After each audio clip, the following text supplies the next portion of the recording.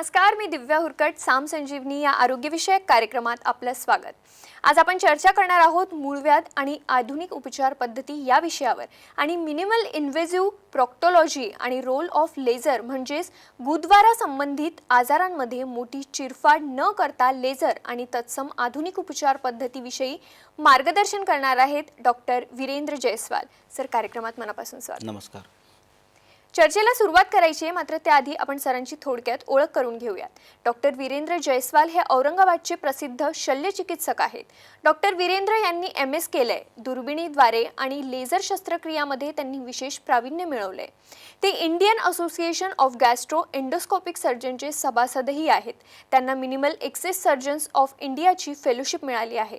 तर Saint Jude hospital Memphis Tennessee USA ते visiting fellow आहेत. तसंच सेंट जॉर्ज युनिव्हर्सिटीचे एक्स फेलोही ते आहेत. मुंबईतल्या आयमास्टमध्ये त्यांनी लेझर प्रॉक्टॉलॉजी याविषयी विशेष प्रशिक्षण घेतलंय. डॉक्टर जयस्वाल यांनी आजपर्यंत 17,000पेक्षा जास्त यशस्वी शस्त्रक्रिया केल्या आहेत. या क्षेत्राचा त्यांना 17 वर्षांचा प्रदीर्घ अनुभवही आहे. 2019 मध्ये त्यांना सह्याद्री आरोग्यरत्न पुरस्कारानं सन्मानित केलं आहे. तसंच 2019 मध्ये माय FM द्वारे बेस्ट लॅप्रोस्कोपिक सर्जन या पुरस्कारानं त्यांना सन्मानित करण्यात आलं आहे. डॉक्टर वीरेंद्र जयस्वाल यांनी दुर्बिणीद्वारे आणि एका छिद्राद्वारे पित्ताशयाची सर्जरी केली आहे. तसंच 2013 मध्ये मराठवाड्यातील पहिली बॅरिएट्रिक सर्जरी त्यांनी केली आहे. डॉक्टर वीरेंद्र जयस्वाल औरंगाबाद येथील एम्स हॉस्पिटल आणि ट्रॉमा सेंटरमध्ये मॅनेजिंग डायरेक्टर आहेत. लेझर आणि लॅप्रोस्कोपिक या विषयात त्यांचं विशेष प्रावीण्य आहे आणि आज सर आपल्याला मार्गदर्शन करण्यासाठी आपल्या स्टुडिओत उपस्थित आहेत. चला तर मग सरांसोबत चर्चा करूया. सर, पुन्हा एकदा कार्यक्रमात खूप खूप स्वागत आहे. Thank you so much. सर, मूळव्याधबद्दल आज आपल्याला जाणून घ्यायचं आहे. सर्वात आधी मूळव्याध म्हणजे नेमकं काय ते आधी आम्हाला सांगा. शुअर. मूळव्याध म्हणजेच पाईल्स. याला संस्कृतमध्ये अर्श असे म्हणतात, तर विदर्भामध्ये व्याधमुळी असं म्हणतात. उत्तर भारतात याच आजाराला बवासीर असं म्हणतात. इंग्रजीमध्ये साधारण हिमोरॉइड्स या शब्दाचा प्रयोग करण्यात येतो. मूळव्याध हे त्याच्या नावावरूनच लक्षात येते की हे माणसाचं जे मूळ असतं त्याची ही व्याधी आहे.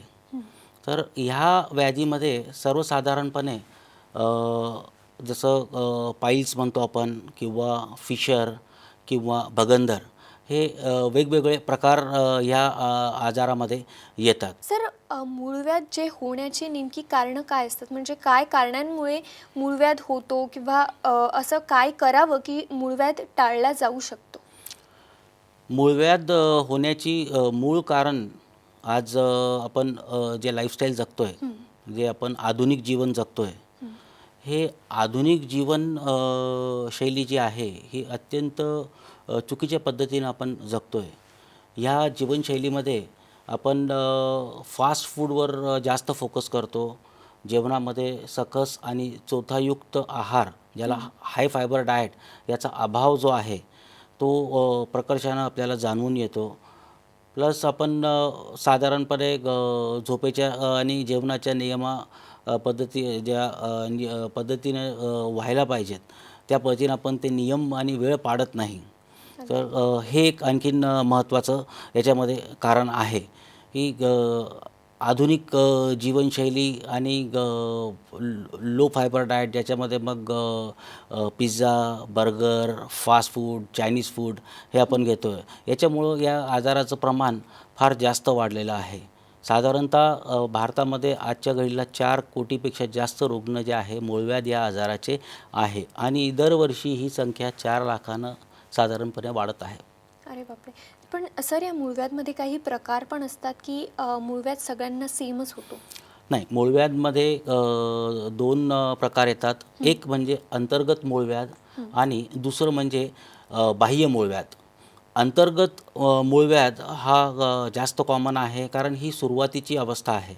ह्या अवस्थेमध्ये अंतर्गत मूळव्याधीमध्ये हा एक प्रकारे रक्तरंजित असा प्रकार आहे, ज्याच्यामध्ये मोशनला बसल्यावर, शौचास गेल्यावर आपल्याला रुग्णाला जो आहे तो शौचामध्ये रक्त पडतं, पण ते दुखत नाही. या उलट जो बाह्य प्रकार आहे, ज्याला आपण एक्सटर्नल पाईल्स असं म्हणतो, ह्या प्रकारामध्ये कोंब शौचाच्या वेळेस बाहेर येतं आणि शौच झाल्यानंतर तो कोंब आतमध्ये येतो. ज्याला आपण स्टेज 3 पाईल्स असं म्हणू शकतो. आणि एक प्रकार त्याच्यामध्ये जो असतो की ज्याच्यामध्ये कोंब बाहेरच राहतं. कोंब बाहेरच राहतं आणि त्या वेळेस पेशंटला बसायला त्रास होतो. पेशंटला बऱ्याच वेळेस पेन होतो.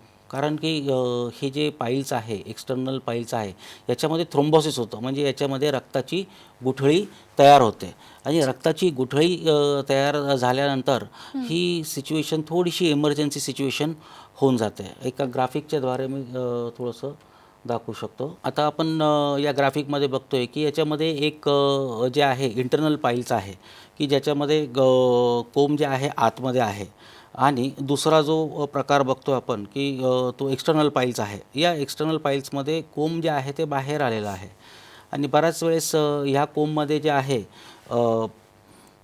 रक्ताची गाठ निर्माण होते आणि त्याला आपण थ्रोम्बोज पाईल असं म्हणतो. ही इमर्जन्सी सिच्युएशन असल्यामुळं इथं ऑपरेशन करणे अत्यंत आवश्यक राहते आणि ही कंडिशन इमिडिएटली हँडल करणं फार आवश्यक आहे, कारण रुग्णाला असह्य असे वेदना होतात. अगदी सर. सर, उपचार पद्धतीबद्दल खरं तर आम्हाला जाणून घ्यायचंच आहे तुमच्याकडून. तुमचं किती प्रावीण्य आहे हे आत्ताच मी सगळ्यांना सांगितलं, जी. प्रेक्षकांनी ऐकलं. पण त्याआधी मूळव्याध होऊच नये म्हणून आपण काय करू शकतो ते सांगा. मूळव्याध होऊच नये याच्यासाठी एक आपण ज्याला म्हणतो की बाबा संतुलित असं जीवन आपण जगायला पाहिजे. ज्याच्यामध्ये आपल्या जेवणाच्या ज्या वेळा आहेत त्या आपल्याला निश्चित ठेवायला पाहिजे. दुसरी गोष्ट जी आहे की लिक्विड डाएट ज्याला आपण म्हणतो किंवा भरपूर प्रमाणामध्ये आपण पाणी दररोजच्या जेवणासोबत आपण घ्यायला पाहिजे. तिसरी गोष्ट, जेवणानंतर शतपावली करणं आवश्यक आहे. चौथी गोष्ट, चौथायुक्त आहार याचा समावेश जेवणामध्ये असायला पाहिजे. दूध आणि तूप याचा समावेश आपल्या जेवणामध्ये असणं फार आवश्यक आहे. याच्यामुळं मार्दकता म्हणतो किंवा जेवण पचण्यामध्ये जे आहे थोडंसं ईज होतं, कारण it acts as a lubricant. तर एक त्याच्यामुळे शौचास व्यवस्थित साफ होतं. ह्या गोष्टी आपल्याला फार आवश्यक आहे आणि रोजच्या रोज जे आहे व्यायाम करणे. प्रिकॉशन्स फार सोपे आहेत, प्रत्येकजण करू शकतो, पण कुठंतरी आपण ह्या आपल्या आरोग्याला आज आपण प्रायोरिटाईज करत नाही आहेत आणि इथंच आपल्या सगळ्यांचं चुकतं. त्याच्यामुळं आपल्या आरोग्याला आपल्या करिअरसोबत जे आहे आरोग्याला पण तेवढंच महत्त्वाचं स्थान देणं फार आवश्यक आहे. अगदी सर. आता सर, मला खूपच महत्त्वाच्या प्रश्नाकडे जायचं आहे, ती म्हणजे उपचार पद्धती. तर एकतर मला पारंपरिक उपचार पद्धतीबद्दल पण जाणून घ्यायचं आहे आणि आता आधुनिक उपचार पद्धती काय आहेत आणि कशा आहेत त्याही जाणून घ्यायच्या आहेत. अगदी. आधुनिक पारंपरिक उपचार पद्धती जर आपण विचार केला तर याच्यामध्ये आम्ही साधारणतः शस्त्रक्रिया, ओपन शस्त्रक्रिया हा एक पहिला वर्षानुवर्षे आम्ही ती शस्त्रक्रिया जी आहे, ज्याला आपण आम्ही मिलिगन मॉर्गन हिमोरॉइडटॉमी असं म्हणतो, ती आधुनिक शस्त्रक्रिया जी आहे आता पहिल्या ज्या चिरफाडीच्या शस्त्रक्रियेपासून थोडीशी वेगळी राहते. याच्यामध्ये आपण लेझर सर्जरी म्हणतो किंवा स्टॅपलर हिमोरॉइडेक्टॉमी म्हणतो. आणखीन DG हॉल नावाचा एक प्रकार आहे की याच्यामध्ये, किंवा FG हॉल, याच्यामध्ये आपण मूळव्याधीचे जे कोंब आहेत आतमध्ये, ह्या बेसिकली कुशन्स असतात आणि ह्या रक्तवाहिन्या असतात. ह्या रक्तवाहिन्यांना आपण डॉक्टरद्वारे किंवा बोटाद्वारे जे आहे आपण पाल्पेट करतो आणि त्याला लायगेट करतो, म्हणजे त्याला बांधून टाकतो आतमध्ये. तर याच्यामध्ये नवीन ज्या उपचार पद्धती आहेत याच्यामध्ये फार चिरफाड करायची गरज नसते, व्रण नसतो. त्याच्यानंतर रक्तस्राव कमी होतो, पोस्ट ऑपरेटिव्ह पेन कमी असतो. तर या बऱ्याचशा नवीन आता डेव्हलपमेंट्स आहेत. त्याच्यामुळं मूळव्याधीवरील जे एक शस्त्रक्रिया करायचं म्हणून एक जी धास्ती असायची रुग्णांमध्ये की अरे बापरे, आता माझा जो आहे 2 महिने माझे खराब होणार किंवा जखम होणार आणि ती जखम लवकर नाही भरणार.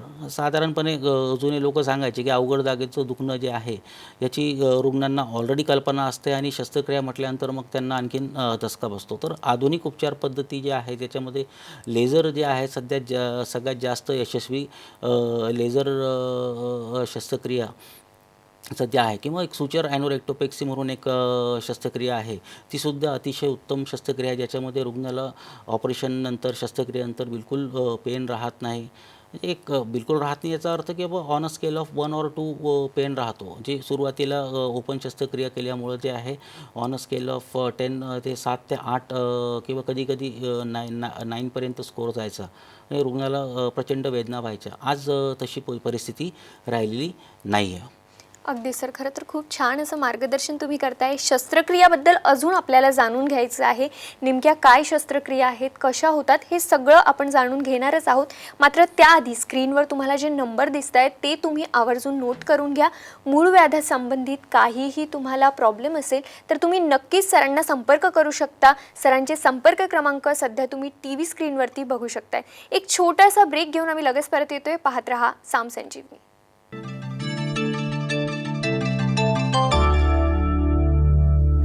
ब्रेकनंतर साम संजीवनीमध्ये तुम्हा सगळ्यांचं पुन्हा एकदा स्वागत.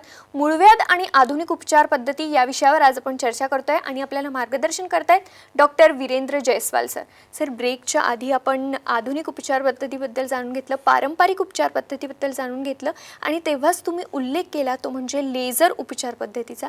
तर ही लेझर शस्त्रक्रिया जी आहे ती नेमकी काय आहे, याचे काय फायदे आहेत आणि पेशंट्सनी याला का प्रायोरिटाईज करायला हवं? अगदी बरोबर.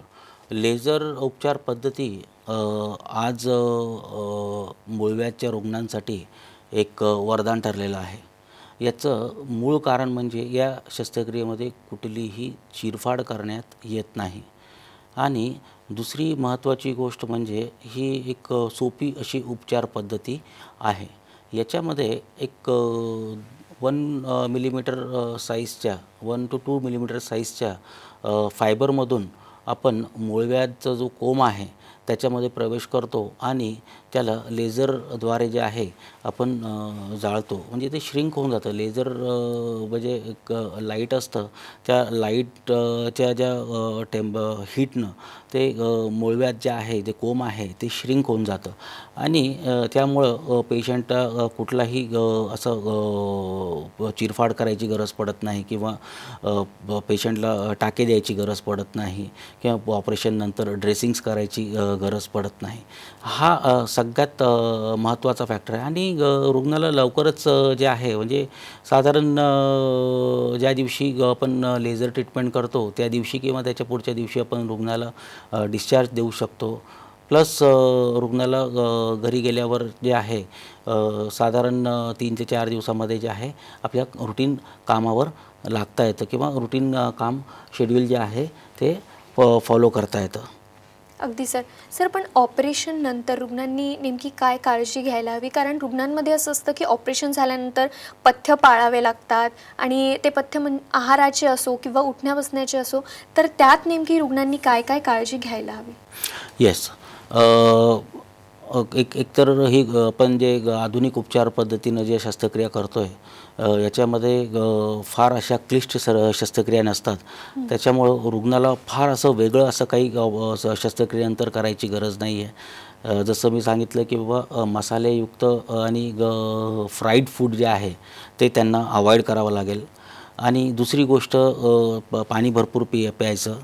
तिसरं आम्ही शस्त्रक्रियेनंतर लॅक्सेटिव्ज जे आहे ते आणि काही गोळ्या औषधं रुग्णाला देतो, तर ते त्यांनी प्रॉपरली वेळेच्या वेळी घेणं फार आवश्यक आहे.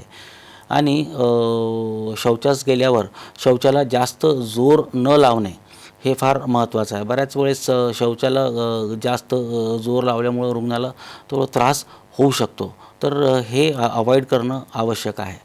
आणि कधीकधी शौचाच्या जागेस लेझर शस्त्रक्रियेनंतर थोडीशी सूज येते, तर ही सूज लवकर उतरावी यासाठी मग एक सीट्स बाथ म्हणतो आपण त्याला, की कोमट पाणी एका बोलमध्ये किंवा एका टबमध्ये घेऊन त्याच्यामध्ये एक 5 मिनटं साधारणपणे बसल्यानंतर ही सूज लवकर उतरते आणि रुग्णाला बरं वाटतं. तर याच्या व्यतिरिक्त आणखीन काही विशेष असं काळजी घेण्याची गरज नाही आहे. अगदी सर. सर, एक महत्त्वाचा अजून प्रश्न म्हणजे की फिशर म्हणजे नेमकं काय असतं? फिशर हा जो प्रकार आहे हा थोडासा पेनफुल प्रकार आहे. फिशरमध्ये बेसिकली जे आहे की आपण रुग्ण जे आहे त्याला शौचास कडक होते आणि ही कडक शौच पास केल्यानंतर त्या ठिकाणी एक गुदद्वाराजवळ एक चीर पडते किंवा एक जखम होते, त्यालाच आपण फिशर असं म्हणतो. आणि ही जी फिशर असते ही फार पेनफुल असते.